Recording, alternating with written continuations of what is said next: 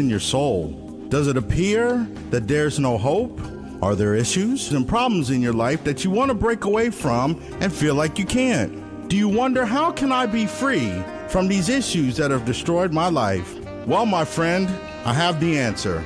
Bible Way Hibner Memorial Church of God in Christ presents Chain Breakers, this and every Sunday at 9 a.m. here on WHYL. From the L.B. Smith Ford Lincoln Studios, Oldies 102.9 is WHYL Carlisle. Welcome to the Real Estate Radio Guys, your weekly source for all things real estate. We're your hosts, real estate broker John Rainville and your mortgage expert Kingsley Harmer discuss everything from mortgage rates to home staging for foreclosures and everything in between that affect the daily real estate market. Real people, real questions, real answers. Today's show is brought to you by www.pagoloan.com, your source for new mortgage loans. NMLS number 1018. EnviroQuest, trusted for home inspections and radon mitigation in Central PA for over 25 years. And brokersrealty.com, the easiest way to search for real estate in your hometown. Now, on to the show. Good morning. You're listening to the Real Estate Radio Guys. I'm John Rainville, a Pennsylvania, Maryland, and New York real estate broker. And this morning, my co-host, as usual, is... Good morning. This is Kingsley Harmer, pagoloan.com, mortgage licensed professional for 20 years, dabble in real estate. And,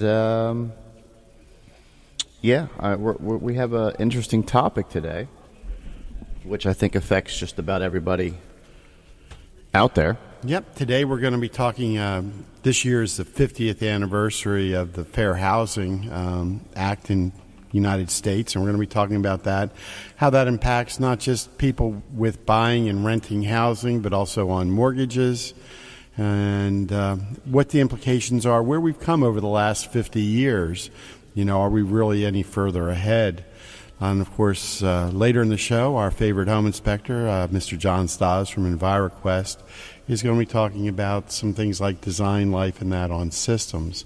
So, Kingsley, last night we were at the Hershey Winery. That was a good time. That was actually the first time I ever went there. Really? Yeah. We went to... You know, I've been to several wineries, but I've never been to the vineyards of Hershey. So, you know, it was an interesting night last night because I know on the website, you know, we were looking, we didn't really know what to expect. And there's no food, obviously. I mean, they don't sell food themselves, but they had vendors there, which was really cool. So, you know, you could spend $50 for a burger, and it's not quite that much. I'm exaggerating a little bit. 45. Yeah, $45 a burger. And last night they actually had, I think, Cafe 1500 made a special pot of paoli or paella or something. Yeah, what was that? It was rice with lobster and all kinds of fun-looking stuff. Yeah, I opted for the brisket tacos. I just went with the brisket. It was like having 3 huge pieces of meat. Yeah, it was all good. No, and the best part was the wine. I mean, yeah. I mean, and you know, and it's nice there too because they're also a microbrewery, so you've got which I didn't know until you get up on the wall, and it seemed like there was like 25 different beers, and they brew them all in house. Yeah, which was amazing. But you know, on my keto diet, I can't have beer. That's why I was sticking to the wine. Right. Really can't have wine either. We made Jesse and Rain drink the beer. Oh yeah. Yeah. I was good with the wine. It was a nice place, and they had actually a really good band there last night. Apparently, they do it every week. Every Friday. Every Friday. Every Friday, decked out live. Yeah. Yeah. So I was impressed. I would have stayed all night long had it been that I had to be home and here. What are you saying? We get up early in the morning on Saturday? No, not at all.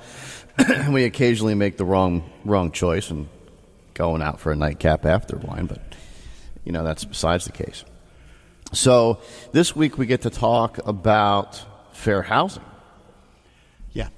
Okay, so back in 1968 is when, the Fair Housing Act was actually implemented. Actually, it ends up that it actually got voted through about 6 days after Martin Luther King was assassinated. But it goes way beyond race. And, one of the largest proponents of it was actually Walter Mondale. A lot of people remember him from when he ran for, I think president. I guess he was actually even on the vice president ticket there for one time.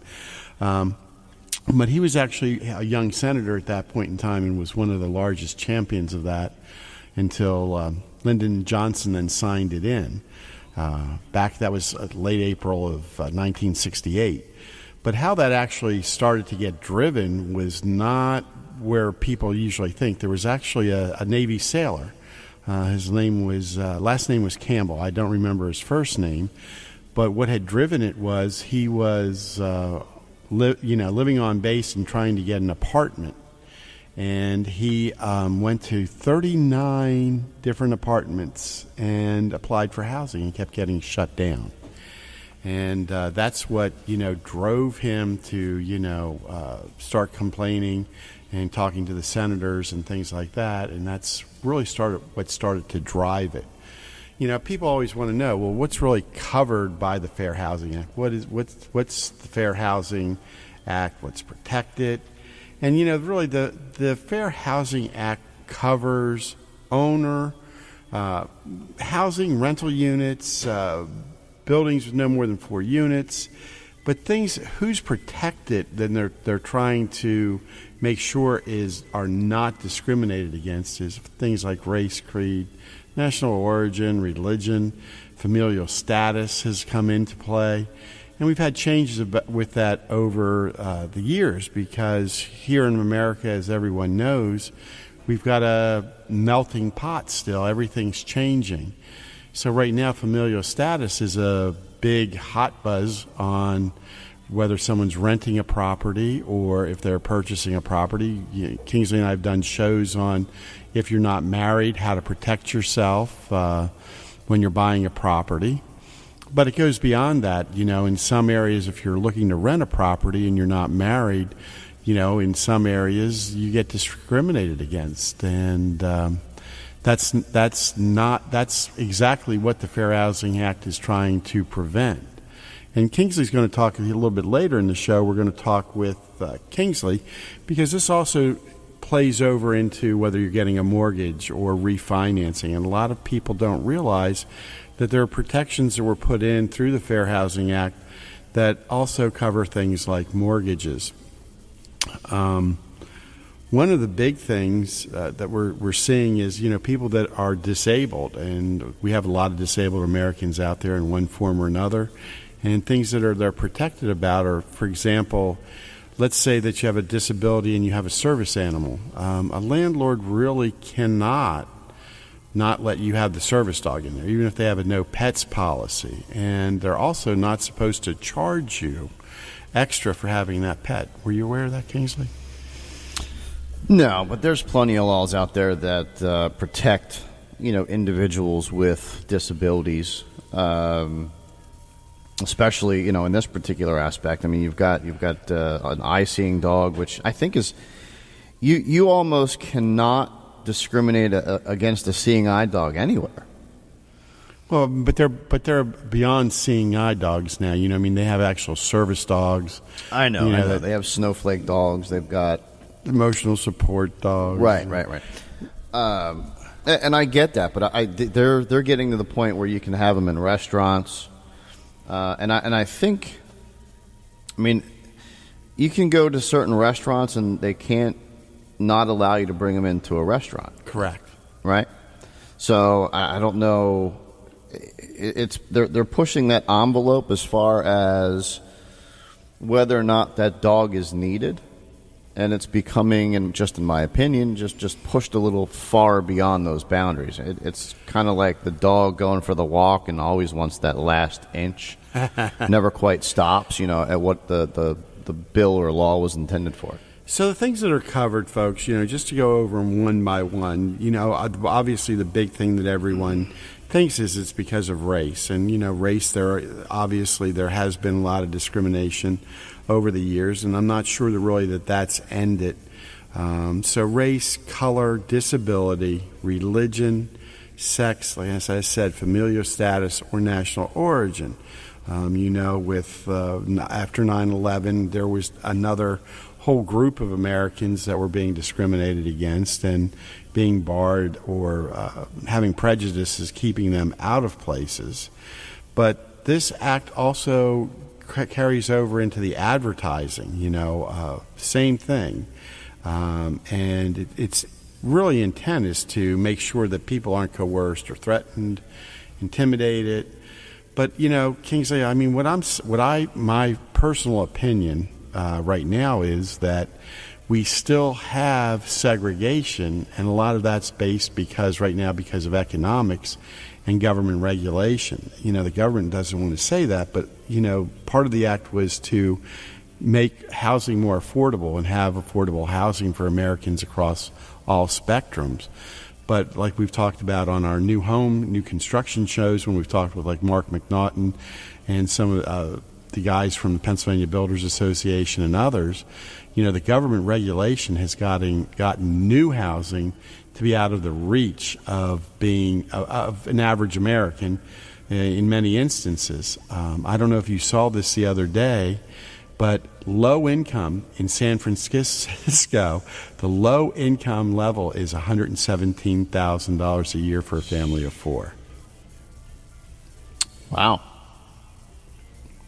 I think that's more than most people make here in Pennsylvania. Yeah, and that's what they define low income for in San Francisco. That just was on the news the other day. So, folks, everyone needs to be aware that, while real estate is local, there are national things out there to help protect you. And one of the things that Kingsley and I believe in is getting that information out to people. One of the things that we see a lot of, especially is on the loan front, right? Kingsley, a lot of people don't realize. Weren't we just talking about somebody the other day that didn't think that they thought they were too old to get a mortgage? Mm-hmm. Yeah, talk to our listeners. Tell them a little bit about that. Well, I mean, there's a lot to that, actually. I mean, I've actually had several phone calls or several, let's say, referrals from realtors. And they say, hey, can you give, for lack of a better name, Maxine a call? Maxine, okay. Maxine. So I'll call Maxine, and, she has a sweet... How old's Maxine? Let's say 82. I didn't 82. ask. 82. But let's just say... I didn't ask for purposes of the initial conversation because it doesn't matter, right? Doesn't affect me. Right. Right. And you didn't ask her national origin or anything else? Well, no, you do have to ask that nowadays. Huh? You've got the HUMD regulations on an actual application. I have to ask, origin, white, black, all that. It's actually required. Interesting. So, we'll go ahead on Maxine. We'll come back to that. Yes. So... Maxine calls, cute little voice, and I said, hi, Maxine. A local realtor referred me and said that you were thinking about buying a home or finding a place to live, and the idea of buying a home came up, and you had mentioned that you didn't think you could buy. Well, no, didn't think I could buy. I'm too old, and I'm on a fixed income, so I can't buy a home. I said, well... Why not? Well, I don't make a whole lot of money. I do little tidbits on the side and have a little part-time job, but I'm on fixed income. Okay. Well, are you paying rent right now? Well, yeah. I said, well, if you can afford rent, you can afford a mortgage. Right? So I started to try to find what her budget was. I mean, that's not like she's going to go out and buy a $700,000 home. Right, but she was renting for like $800, $900 a month, right? Yeah, it was like $795. Yeah, $795. So $795, with taxes. She was paying somebody's mortgage. She was paying somebody's mortgage, so why not her? So, we went through the application and come to find out that she actually could afford more than she really thought. Right. But at the end of the day, I mean, I don't really care where your income's coming from as long as it can be verified. It can't be selling lemonade at a lemonade stand out in the front, with cash and not pay, assuming you don't pay taxes on that lemonade stand, I can't verify the income. Hey, I've seen little kids now with their cell phones, and they've got that square thing on their phone. They're swiping credit cards when you pull over those lemonade stands now, buddy. I don't know that I would give my credit card over for lemonade. And if I did, well, I guess lemonade's gone up too with inflation. I remember it being like a quarter. So I think a lot of of our listeners are under the false impression that they're too old to get a mortgage. So that's not the case. No, and there's been several stages of fair housing. And, I see somebody here on Facebook, they're asking, are we talking about reverse mortgages when you're saying you're going to give them a mortgage, get them a mortgage? No. Two different things. A reverse mortgage, by the way, we're going to have an actual show on that coming up. But a reverse mortgage is a great tool. It is a mortgage, but you're still paying for it. You're still paying the mortgage. But that one does have age limits, right? So, does not have age limits. It has age minimums. Okay, age minimums. Which used to be 62. Okay. All right. And that was the minimum age, okay, that the spouse had to be. 65, it used to be the actual kind of minimum to get into that program before you can even be eligible. And, I'm not going to get into specifics, but even your spouse, it became a huge issue for your spouse because your spouse had to be at least 62 before you could go into a reverse mortgage. Or what they were doing was taking the spouse off of the deed and putting it solely in the husband's name or vice versa, the older spouse's age. And they were having issues when it came time to the spouse passing away and having title issues, because they couldn't put the other spouse on title. So then you had estates and people losing their homes, etc. So it's actually kind of exciting. They did an overhaul with the reverse mortgage program coming up, and we're going to do a show on that. But now it's actually down to 60 as far as, your buy-in, so to speak, your minimum age. But it does have minimum age requirements, not age caps. So let's talk a little bit about on the loan side, though, because you were saying that certain things that I'm not allowed to ask as a realtor, you are required to, of the loan that might be defined. I guess they're trying to find out information on discrimination. Is that what some That's of that's why they do that, yeah. So what are some of the things that they ask?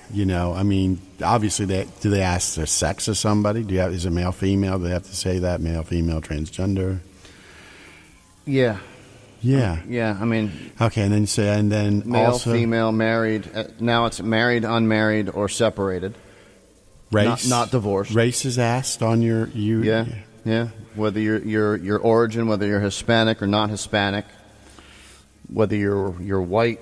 And that's part of the government's way of tracking, discrimination for fair housing. Exactly.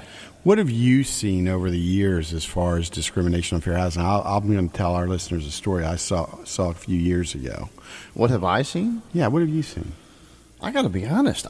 I really haven't seen, from my aspect, I haven't really seen firsthand discrimination from any of the lenders that I've worked with. If we're going to go according to age or race, now maybe I'm trying to think. For 20 years ago, I have to go back before the bubble. Back then it was all about everybody. It didn't matter what color you were. It was all green, right? It was all money. Yeah, I have to say that, it's probably been about 20 years ago, but I did see non-English speaking people, and we were on the listing side, and the sales company also controlled the mortgage, and we saw where they just absolutely took advantage of them on, points, on a loan. We definitely felt that they charged them, back then it was 8 points, which was unheard of. And, wow. Yeah. Even back then, I think that was high cost. It was. Now, we did have high cost regulations.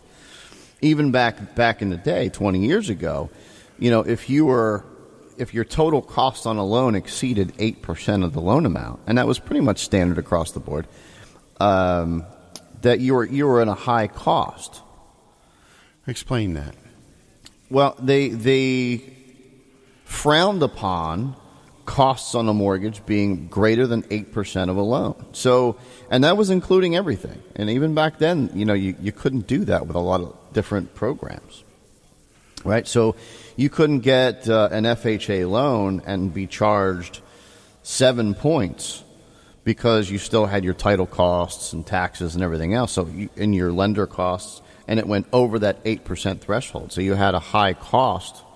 They called it Section 8, but you couldn't go over 8 points. Then when the subprime market came into play, apparently subprime was not reviewed or looked at a little bit differently, different regulations involving subprime. And subprime was when people had maybe not the best credit or some things on there. Subprime Alt-A, I would consider non-mainstream mortgage programs. And prior to 2007, it pretty much encompassed anything that wasn't FHA or Fannie Mae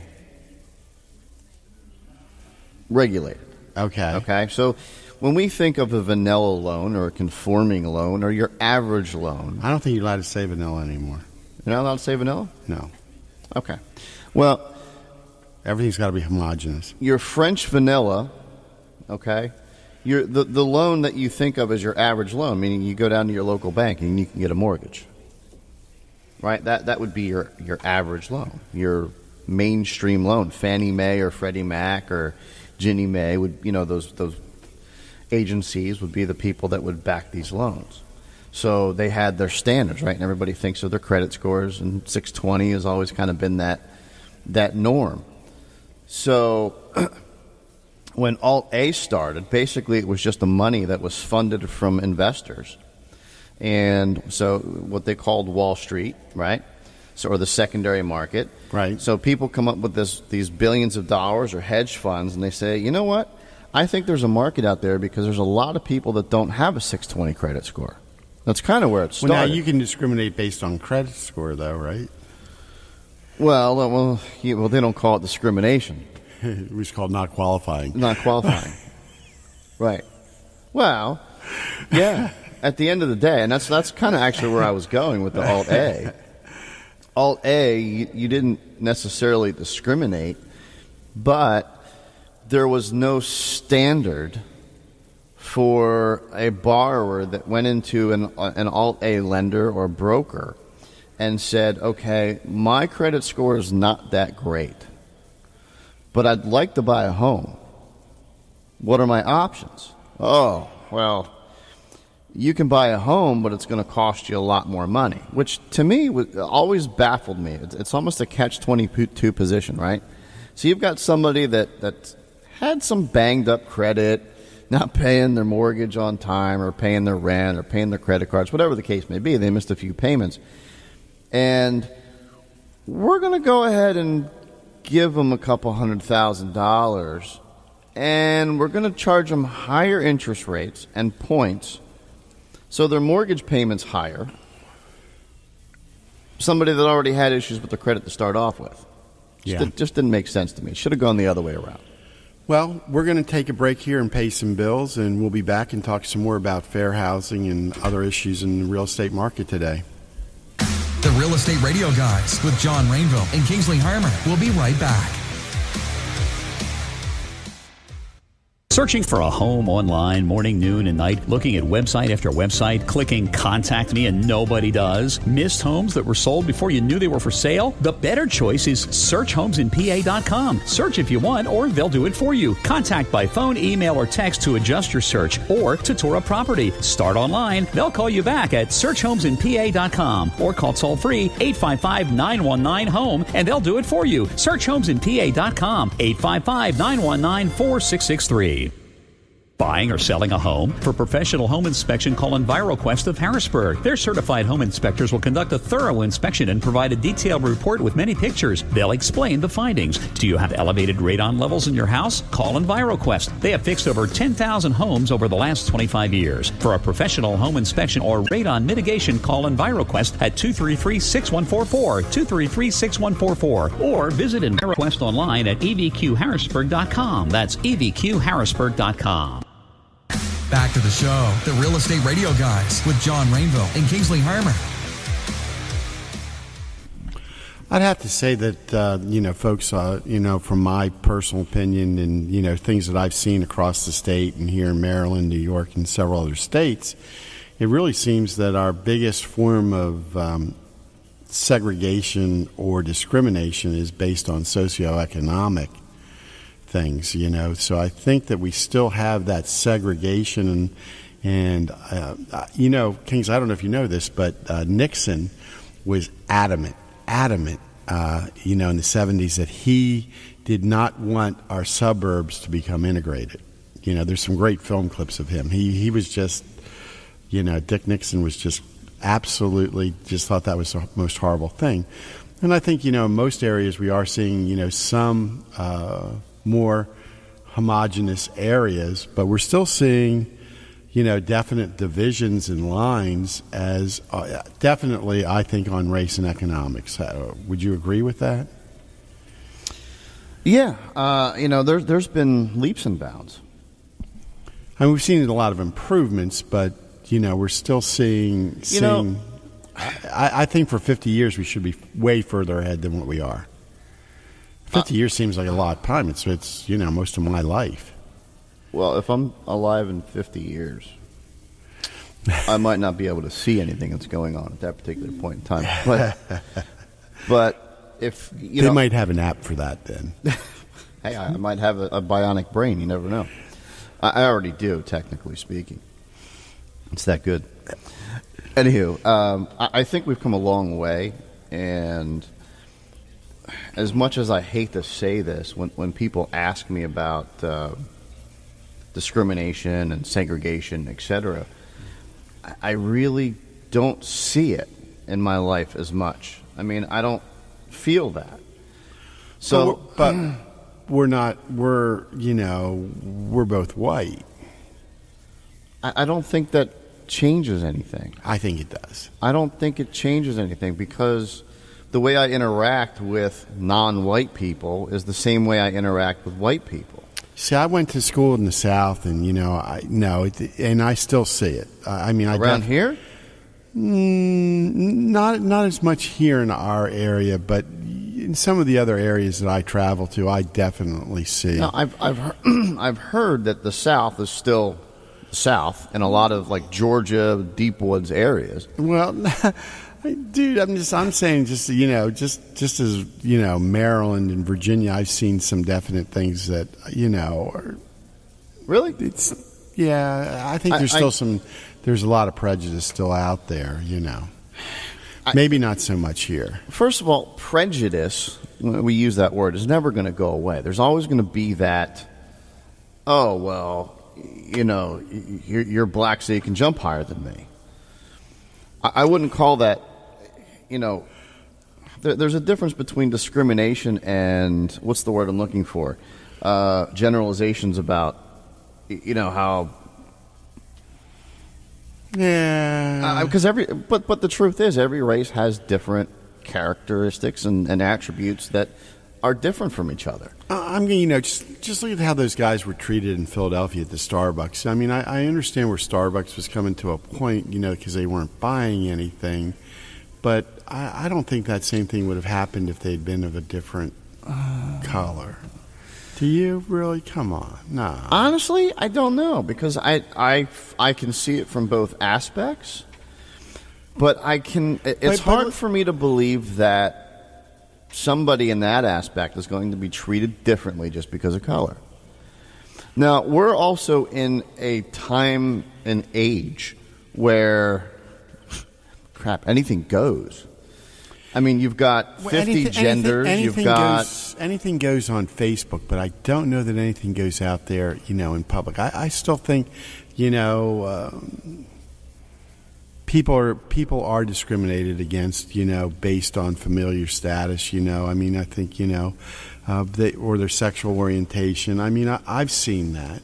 I mean, it's only in the last couple of years that same-sex couples have been able to get married. I mean, so there's definitely still a bias to it.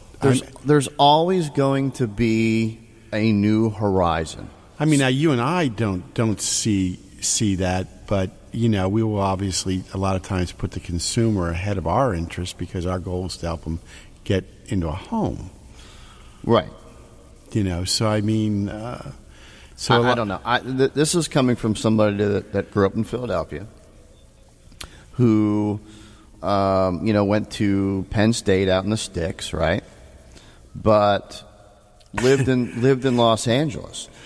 And in Los Angeles, I mean, Los Angeles really truly is the melting pot of the world. I mean, everybody just pours into Los Angeles. It's the biggest transient state that there is. You don't think that was any bias there against Mexicans?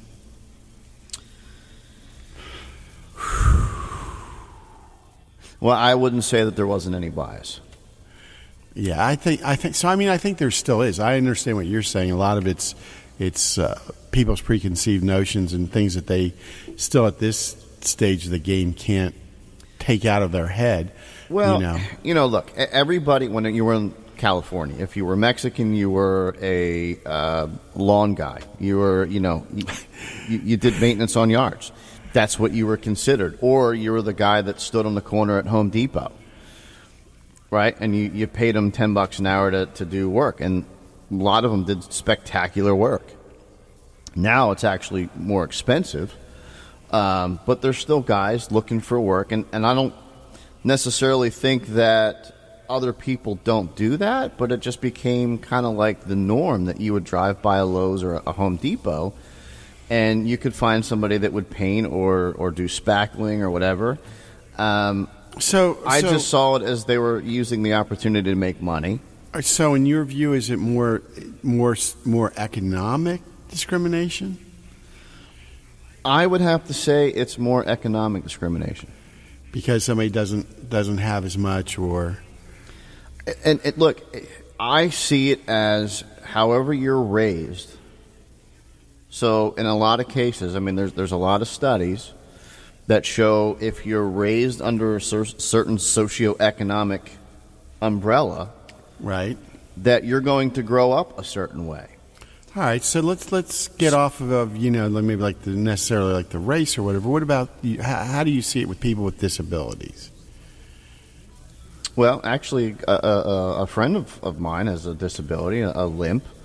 I shouldn't say a limp, but a little bit more than a limp. I'm painting a bad picture here. Very difficult to walk. I don't know. I don't see that. I mean, the people that I hang around are very open, genuine people. Now, does everybody still have some prejudices? Yes. I don't think it's ever going to go away because it passes down from generation to generation, like that. Just one little off comment, right? I mean, let's to not be politically correct. Let's just take the term watermelon and fried chicken. It's a known saying that when you're talking about that, you're talking about a particular race, right? People say it. Yeah. Is that ever going to go away? Probably not in our lifetime. I doubt it. But I also see what I consider to be discrimination against some of our, younger folks that are in the military. I mean, you've seen articles probably on this where the guy goes to get a room in Motel 6, and because he's 20 and he's active duty and he's, waiting for the flight out to go, and they won't rent to him because he's only 20. Look, when it comes to business, and a lot of this has popped up over the years, a little bit more recently than not. But we can look back upon, now this has nothing to do with race, but it does have to do with sexual orientation, right? So if you recall back, I want to say at this point 2 or 3 years ago, when there was a baker out west, was it Oregon or something to that effect? A bakery. Oh, for the wedding cake are we talking about? Right, and then they refused to make a wedding cake. Yeah. For the gay couple. I think they won that case. Well, they lost the case many times in local courts, and they brought it all the way to the Supreme Court, and it was all overturned, and they won. They won based on religious beliefs. Okay? But here's where I think government intervention does more harm than good. When you force somebody's business, an individual who runs a small shop, to have to cater or do something differently, you're just kind of messing with fire with that. When the government gets involved in this particular aspect, we're talking about fair housing and fair lending, and everybody has to be fair, right? That's the whole idea. It's be fair to everybody. If you can pay your rent or your mortgage, dude, I don't have to rent to you because you're a Democrat. Well, it's almost to that point right now. I know. Right now we have more of a political segregation. It's crazy than anything. Yeah, it's crazy, Yeah. and I think a lot of that's driven by higher ups, The media. There's an ulterior motive behind all that, but you made me lose my train of thought. So I thought you had the bionic brain going today. I did, but it's bionic on something else. So CBDs. back to this. You ready? Back to the segregation. You were not allowed. The bakery was not allowed to give, or did not want to give, but they were forced to make a cake for a gay couple. Right? Put them out of business. Right. Okay. I don't necessarily think that that's the right way to do it, because with social media, everything is, assuming it's correct and it's not altered in any way, which a lot of the stuff seems to be, your decision as a business owner to not make a cake for a gay couple, I don't know that should be forced from the government. However, there's going to be repercussions, because that's going to get out and it's going to hurt their business inevitably. In that particular aspect, I think society in general, which I honestly think people are innately good and don't have prejudices when you're born. When you're a kid and you think they're learned. I agree with that. So if society is pushing that, that's one thing. But now you've got government intervening with the natural order of things. Well, I know our favorite home inspector's on the line. Who's that? What's his name? John? Hey, Mr. Stas, how are you doing today, buddy? Great. Good morning, guys. Good. Soccer? Are you soccering in Aruba today or Albania? Where are you at? No soccer today. Kids are sleeping. Whoa. Life is good. You sound like Yeah, you want to be good. sleeping, John. Tournament season is, the kids are all getting ready for their high school teams, so they're training during the week with their high schools, most of them. So, Wow. Man, they start early. Yeah. Wow. yeah, they start, beginning of June, having practices for the high school, most of them. What is a high school season like? When do they span? Well, they start practicing in June, and then they have tryouts in August. And then the soccer season for high school for most of them is in the fall. So, Wow. Interesting. So today, the high school. So today we're going to talk about design life on systems and components in a house. And John, can you explain it a little bit to our listeners? You know what those are. I mean, I see it on the home inspection reports all the time. Maybe an HVAC system has reached the end of its design life. Can you let our listeners know, what does that mean? Is that like a Best Buy date? Sure. So, we get a lot of questions about this during home inspections. So every component to a home has design life. And unfortunately, when a product is designed, it's all theoretical. There's a lot of research and previous experience that goes into it. So you can get, you say you get a car, it's a lemon, so you can get some components that, that have problems and others that, last longer than what are expected. But say, for example, a water heater, the design life is, 8 to 12 years. But of course, some water heaters last a lot longer than that, and some get problems way before that. So it's just basically an average for that component of what of all those that are manufactured, what they last, and that's what we use for the home inspections. And then, let's say we do a home inspection, and okay, your water heater is 10 years old, and then the buyer says, "Oh no, it's getting close to the end of its life." That doesn't mean that on that certain date that it's going to drop dead. It just means the probability of failure increases, as it gets towards the end of its design life. Well, I know out there, I'm sure. I've been out, and I know in some of these home inspections, you've actually seen like some of those old octopus type heat systems that, they've got to be something like 70, 80 years old, and they're still running. Oh, yeah. A lot of the older systems were over-engineered. The steel is a lot thicker. So the things that cause something to fail, let's say a boiler that has water going through it, the water starts to corrode the inside of the boiler. A lot of those pipes and heat exchangers and components were over-designed, and the steel's super thick, and they can just last forever. So a lot of times it's not something may still be operational, and going beyond just design life, it sounds to me like the efficiency of certain components there may be such a vast improvement, for example, over that octopus system, right? So that may only operate at a 60% efficiency, and somebody can put in a new heat system and have 90 plus efficiency, right? Yeah, as a general rule, if a heating or cooling appliance, if it's 15 years old, you can make your money back, or it makes economic sense to replace it, just because of increased. That's a pretty general rule, but of course you have to run the numbers on each individual unit and what you're buying. But as a general rule, if it's 15 years old, replace it and it'll pay you back. Interesting. What about appliances? Let's talk a little bit about appliances, because I know that those aren't really real estate a lot of times. Usually it's just like the dishwasher and the stove.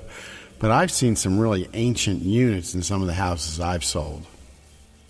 Oh, yeah.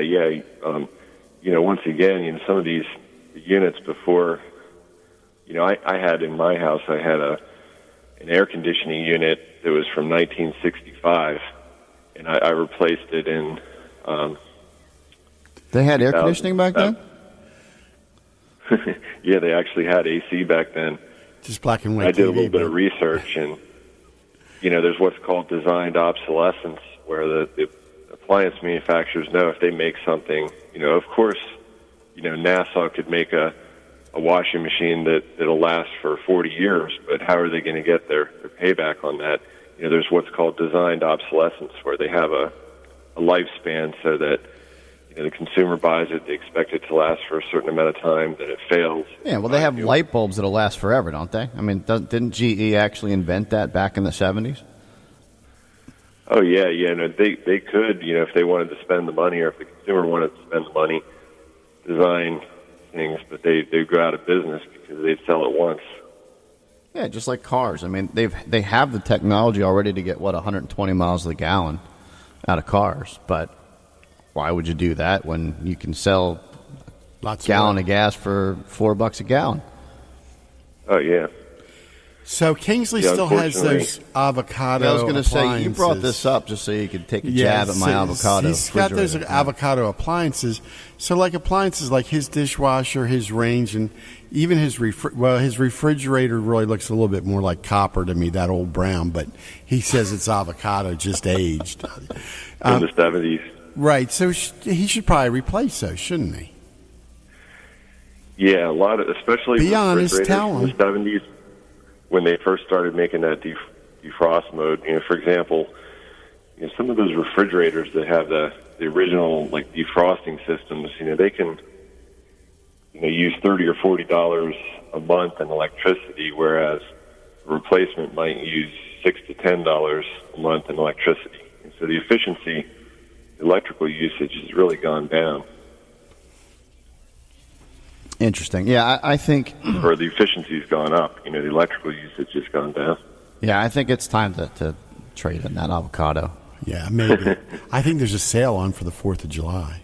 You know what? Freaking sale. I think it's Black it. Friday. You could paint it. Ooh, they do have special paint, but that's not going to help me with my electric bill. No, it won't. No, I know Al you just get a brought solar up panel the Sears for cold it. spots and whatnot, but I mean, Sears had just real quick off topic. I saw this ad for Sears. It said 50% off 4th of July sale off appliances. Okay, cool. Well, I need to get a new washer. Sign me up. Our washer went down, so of course I'm going to click on it. Sure, I click on it and 50% off. The price was like $1,800 for a washing machine, like their standard washing machine. So I made a comment on Facebook. I said, "Oh, that's BS." And Sears actually responded back and said, "Oh yeah, there's some great deals out there, but the normal price for a washing machine is $400 to $800." Oh yeah. So sales, crap. Yeah, Anyway, that's my rant for the day. So Yeah, John, that's ridiculous. what are Yeah, some? we're having the 80% off sale. What about the sucker that bought it before the sale? You know, what did you do to him? Exactly, but nobody buys a washing machine for $1,800. No. So, John, what are some design lights that maybe the consumer should pay attention to? You know, to really start to watch either systems or like, you know, maybe their shingles or something, when they should start to pay a little bit closer attention. That So roofing, you know, that's a real big one.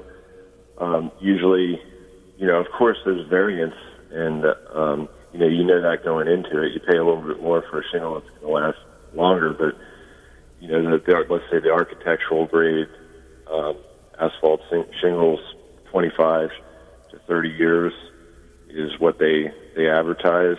You know, and you can expect them, 20, 25 years, a little bit less than what they, usually depending on the weather, how it's installed. But I thought they had lifetime warranties. Doesn't that mean it'll last forever? Yeah, I've seen, I think you can get up to like around 50 years, and we see, I'll tell you, the longest lasting roof as a home inspector would be those standing seam roofs that are painted, that are installed, a lot of times they're 100 years old or Oh yeah, the old original metal roofs, yeah. Well, because, as long as you keep them painted and the integrity of the paint is intact, the failure mode for those would be rust. So if you keep it from rusting, keep it painted, they'll last indefinitely. I remember painting a couple of those old car washes in the area. You know how they have the kind of like the A-frame on all those old car washes that were all metal roofs? I remember having to paint those with galvanized paint. And those must have been around for 70 years, those roofs. They haven't gone anywhere. Oh, yeah. So it's certainly cheaper maintenance. We've talked about, the metal roofs, the newer ones. There's a lot of technology that goes into the paint that stops, a broader spectrum of rays, from the sun, UVA, UVB, so they not only, they'll protect from heat as well because they're stopping a bigger spectrum of the sun's rays from penetrating through. Interesting. So, but back on that metal roof, that goes back to that that old octopus furnace. These things were over-engineered 80, 100 years ago, and now our stuff that we're using today doesn't last as long. Well, the old saying goes, they don't make it like they used to because it's engineered to. Yeah, and the flip side of that is we're getting, the newer units have greater technology. The technology is increasing, so it may not last as long, but while it does last, it's going to save you more money due to increased efficiency. So, John, one of our people here on Facebook, they're asking me, so should they go for the more basic washer and dryer, or do they get the thing with the steam and all that in it? Hey, so regarding washer and dryers, the bigger, the more that are sold, usually the better, because these companies, they'll sell something. They don't want to hear complaints from consumers. So, they get feedback, they get people returning units. The big name brands usually will have the best performance, Whirlpool, the big name brands that sell the most. It's best to go with the units that sell the most, and it's easy to find out. You just go online, look at the consumer ratings. Because the flip side of that is that the companies don't want to have units returned. They don't want to have problems. So the more feedback they get, the more units they sell, the better the engineering, the better the performance. Anything else that you can think of, John, that our listeners should be, paying attention to with, the design life or anything, or they just really need to probably have you come out every few years and tell them what's good and bad left in the house, right? Yeah, we can, during the home inspection, we try to take special note of that to notify people.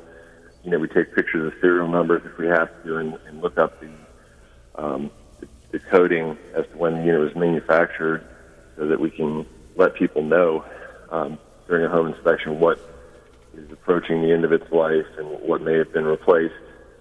And I know a lot of times, like the utility companies, if you're replacing like an air conditioning system, or sometimes even your appliances, they actually even will kick in like a rebate for you just to upgrade, right? Sure. Yeah. I think the electric companies, depending on what appliance you're buying, there are rebates available. Rebates for they're encouraging the solar panels, so there are some rebates available depending on what product you're buying. So I think Kingsley's going to have to look up and see if there's any rebates so he can get rid of those avocado appliances this weekend. So, John, what's the best number for people to reach out to you for a home or property inspection? Sure. The best number is 717-233-6144. And we know you're on Facebook, and we put up your website page. We really appreciate it, John. You enjoy your weekend off. Go back and try and catch some Z's. Hey, thanks, guys. And Kingsley, tell you what, I always find it fascinating. The junk guys, you can put almost anything out there. It can be a huge refrigerator or a dryer. Those guys that come through at like 5 o'clock in the morning with a pickup truck loaded with junk. My neighbor's like, how do I get rid of this dryer? Just put it out. It'll disappear by tomorrow morning. It'll just magically disappear. I like that. Collector guys will get it. So it's like that commercial. I don't know if it was a commercial or an ad where the boyfriend and girlfriend, she was getting upset. I just can't take it anymore. I can't take it anymore. Why are you putting all these clothes? Why don't you do your own laundry? Honey, just hold on. Watch this. I don't know how this happens, but if you just take them and stick them in this basket over here, somehow they end up washed and dried and folded by the next day. It just disappears. Colleen is like giving you evil grimaces, buddy. I get them on a regular basis. All right, John, have a great weekend, and next weekend we're off. You guys do the same. And then have a great, happy 4th of July. Yeah, happy 4th of July. Happy 4th. All right, thanks, guys. So, Kingsley, let's talk a little bit about, what's going on in the mortgage market right now. I mean, again, I saw the article you put out here again that, rates have dropped again. Yes. My pretty. So what's, is everything just settling back in now?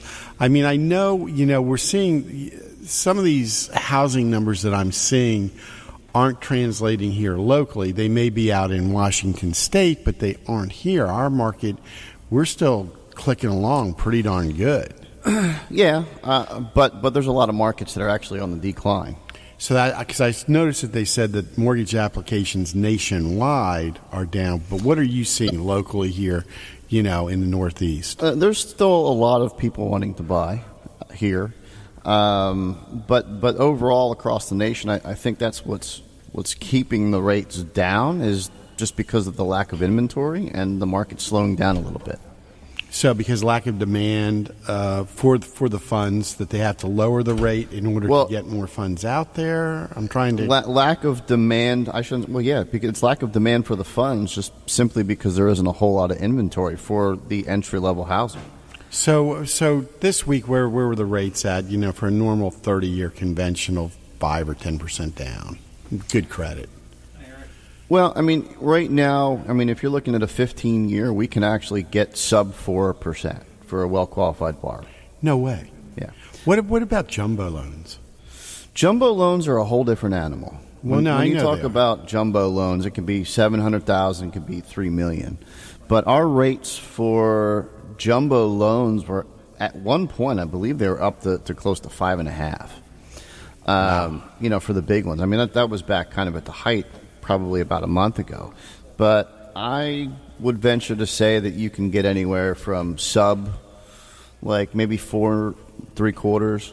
That's still a great rate. Yeah, that's a great rate. Up to 5.25. I mean, there's obviously a lot of different factors that go involved with it. If you're looking to find out what the rates are, you're in the market to push. We do have some great incentives right now on jumbo loans. And I'm getting ready to do... What does that mean? Like I'll get a free Toyota or something if I get a jumbo loan with you? No. The money out there is being offered cheaper than it normally would be. So if somebody has a question about reverse mortgages or whether they qualify for a mortgage or if their kid can qualify for a mortgage or if they can buy an investment property or anything out of that, what's the best thing for them to do? To give you a call and you'll do a no-obligation consultation? Well, yeah. I mean, just give me a call and let's chat. I mean, let's answer your questions, really. I mean, that's what it's about in the beginning, is to find out where you're at, what you're trying to accomplish, and then we can kind of dig into the nitty-gritty and come up with what the best program and best option for you is. Because everybody's situation is different, right? I mean, really, there's no two identical. Very rarely. Right. Everyone's got different job histories, different credit, different amount of money they can put down, Yeah. I mean, it's funny, but you can have two people working in the same factory, have the same exact salary. One qualifies, one doesn't. Yeah, not everyone's like Big Dog back there. He just pays cash for everything. Well, yeah, if you're lucky enough to do that, then I'm probably not the guy for you, although... It still makes sense to mortgage things. It would make sense to mortgage things and leverage your money to build a portfolio. So listen, folks, we're still looking for inventory. If you've noticed, with my firm right now, we've got a lot of upper-end luxury homes. We've got a lot of farms on the market. So we also have a lot of farm buyers and a lot of luxury home buyers. If you're thinking about, selling, or you're not sure what your home will bring in the current market, the same thing goes for me. There's no obligation for the information. Reach out to me, 717-554-7430, or here at the station, 717-249-1787. Be happy to, give you, my humble opinion on my 30 years experience, just like Kingsley will give you his humble experiences on, financing, because, we're a great resource, to help you get where you want and get your goals. It's for us, it's not all, we're not the typical folks, it's not all about the commission or the fee we make. Many times we pass on that just to get somebody into the home. Yeah, I mean, just on a mortgage, for example, if it's not up my alley or my forte, I'll put you in the right direction. And please, if you're a veteran out there, please reach out to Kingsley and I. We'd love to help you guys get into a home, or women. A lot of you aren't taking advantage of your benefits, and 4th of July is here. You shouldn't be renting. If you've been in the service and you have VA benefits, we should be trying to get you into a home now, because it's going to save you so much money. And there's so many great programs out there. And right now, that, like you said, the interest rates have ticked down over the last 2 weeks to the point where... Jump in, guys. Ladies, if you're going to lock into buying a home, lock your interest rates in now. Get the contracts. Buy the home you want to buy, because 3 months from now, it might be out of your price range again. Active duty veterans, even if you're National Guard, reach out to us. We will try our best to get you in a home. If we can't get you into a home here in the next month or two, we will hold your hand, whatever it takes. If it takes a year, we'll get you in a home. And just because it's the 4th of July, I'm going to just throw a special out there. What's that? You're giving away a free Toyota with every loan? I'm trying to get Toyota to sponsor us. I would be out of business in a week if I did that for every house. But because it's 4th of July, for every veteran out there that's looking to buy a home, and needs to get a mortgage on their home, call me up and tell me about Real Estate Radio Guys and that you heard it this weekend on the show, and I will erase all the lender fees for your loan. Fantastic. So, till next week, it's